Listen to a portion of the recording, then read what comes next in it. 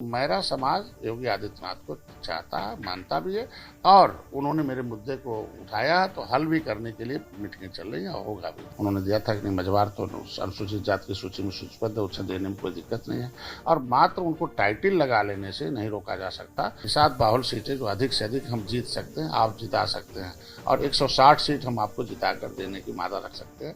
राख तले चिंगारी रख, कुछ तो पर्देदारी रख, अमन जरूरी है लेकिन जंग की भी तैयारी रख। यूपी चुनाव को लेकर लखनऊ से लेकर दिल्ली तक बैठकों का दौर जारी है। खुद अमित शाह से लेकर जेपी नड्डा तक एक एक बैठक ले रहे हैं। कल मुख्यमंत्री योगी आदित्यनाथ और संगठन के सभी बड़े नेता मीटिंग में मौजूद थे और बीजेपी के सहयोगी दल निषाद पार्टी को खास तौर पर इसमें बुलाया गया था। निषाद पार्टी के अध्यक्ष संजय निषाद इस वक्त हमारे साथ हैं। संजय जी, आपकी कल लंबी बातचीत हुई है, अमित शाह, जेपी नड्डा, मुख्यमंत्री, तमाम लोग थे उस मीटिंग में। क्या खास रही, क्या आप लोगों की जो डिमांड थी वो मानी गई है? देखो, पहले तो राष्ट्र और समाज का भाग राजनीति लिखता, कहते हैं political power the strong than god power और every problem solve with the political party in the democracy.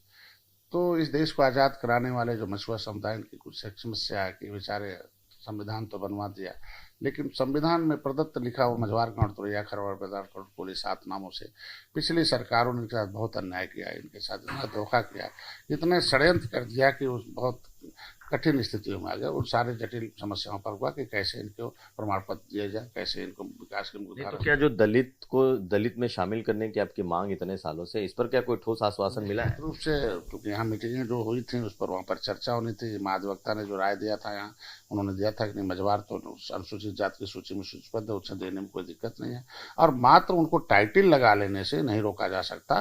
क्योंकि जाटव जो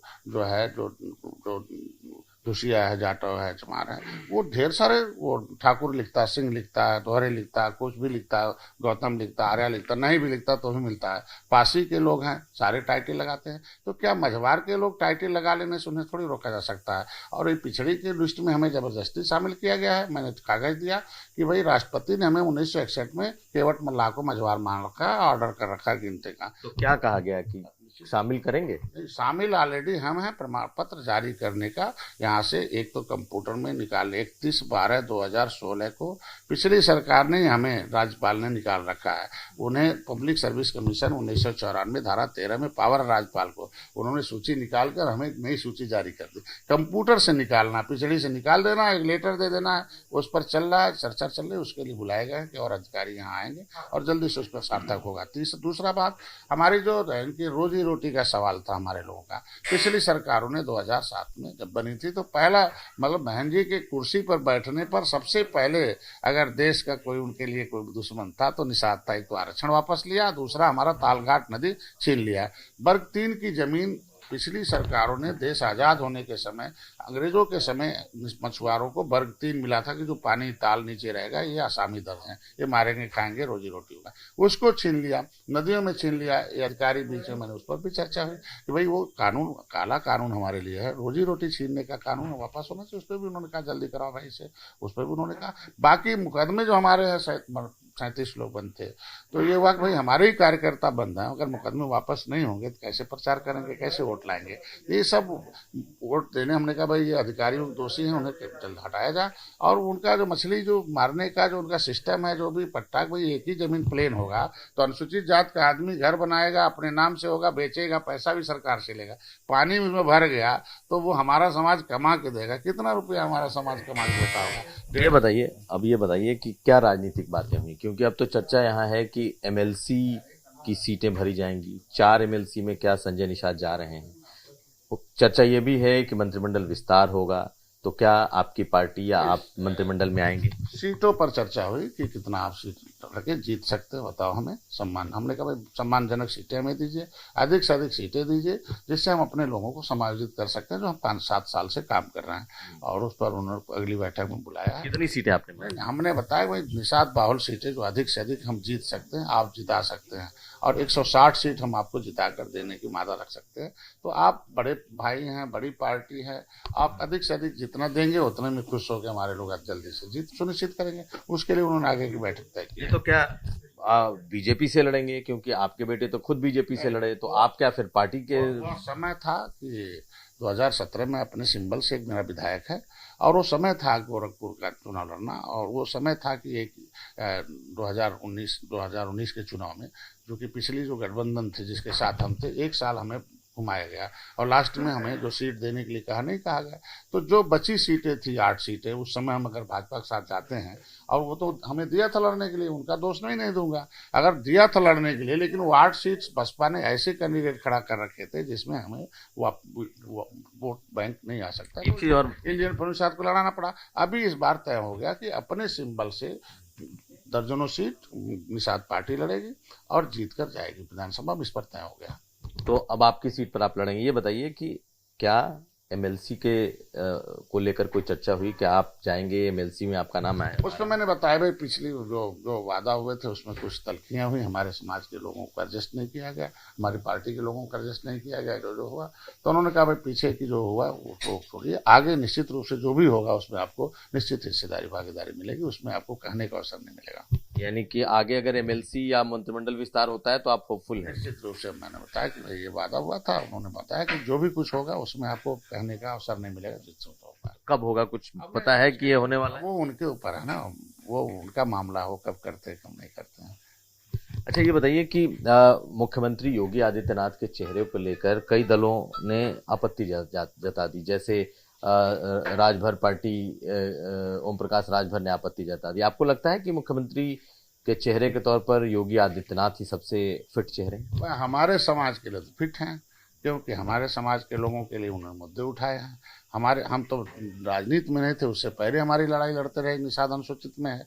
और तो अगर जो हमारी लड़ाई लड़ता हो तो उससे बढ़िया चेहरा कौन हो सकता है भाई। बाकी तो हमारे मुद्दे को तो वापस गायब कर रहे हैं। राजभर भैया जो है पिछड़े में घूम रहे हैं, जब आए थे अनुसूचित में गाने, पिछड़े में जाकर घूम रहे हैं, अब पिछड़े में से निकाल रखा है राज्यपाल ने हमें 31 अगस्त। अब जिसको राज्यपाल से बड़े हैं क्या नेता, हम कहते राज्यपाल ने नोटिफिकेशन जारी कर दिया 31/12/2016 को, तो काहे बंटवारे में जा रहे हैं। तो आज उनकी बात छोड़िए, मेरा समाज योगी आदित्यनाथ को चाहता है, मानता भी है, और उन्होंने मेरे मुद्दे को उठाया तो हल भी करने के लिए मीटिंगें चल रही हैं, और होगा भी, और उम्मीद भी है कि योगी आदित्यनाथ जी करेंगे। तो आपको लगता है कि वही अगले मुख्यमंत्री भी होने चाहिए? निश्चित रूप से होंगे, और हम लोग बनाएंगे, निषाद पार्टी बनाएंगे। भारतीय जनता पार्टी से यही बातचीत हुई ना, कैसे 2022 जीता था।